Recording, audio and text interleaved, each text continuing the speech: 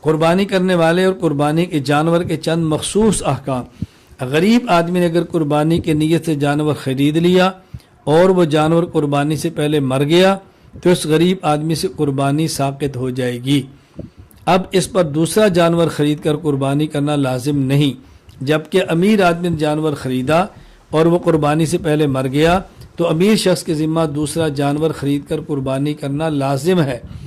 قربانی کا جانور مر جانے کی صورت میں صاحب نصاب آدمی پر دوسرے جانور کی قربانی واجب ہے، چاہے اسی کی قیمت کی کرے یا اسے کم قیمت کی۔ البتہ اگر غریب آدمی کے جانور مر جائے تو اسے قربانی ساقط ہو جائے گی۔ اگر کسی صاحب نصاب آدمی نے قربانی کے نیت سے جانور خریدا تو یہ جانور صاحب نصاب آدمی کے حق میں متعین نہیں ہوتا، اس لیے اسے تبدیل کرنا چاہے تو کر سکتا ہے، لیکن بلا وجہ تبدیل کرنا بہتر نہیں۔ اگر کسی غریب آدمی نے قربانی کے نیت سے جانور خریدا تو یہ جانور اس آدمی کے حق میں متعین ہو جاتا ہے، اب یہ شخص اس جانور کو تبدیل نہیں کر سکتا۔ اگر کسی نے قربانی کے لیے جانور خریدا نہیں بلکہ جانور گھر کا پالتو تھا جسے اس نے قربانی کے لیے متعین کر لیا تو اس طرح جانور متعین نہیں ہوتا۔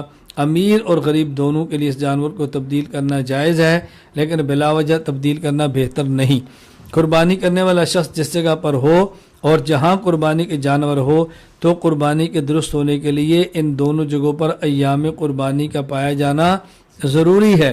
اگر ایک جگہ قربانی کا دن پایا جا رہا ہو اور دوسری جگہ پر قربانی کے دن شروع ہی نہ ہوئے ہوں یا ختم بھی ہو چکے ہوں تو ان صورتوں میں قربانی درست نہ ہوگی۔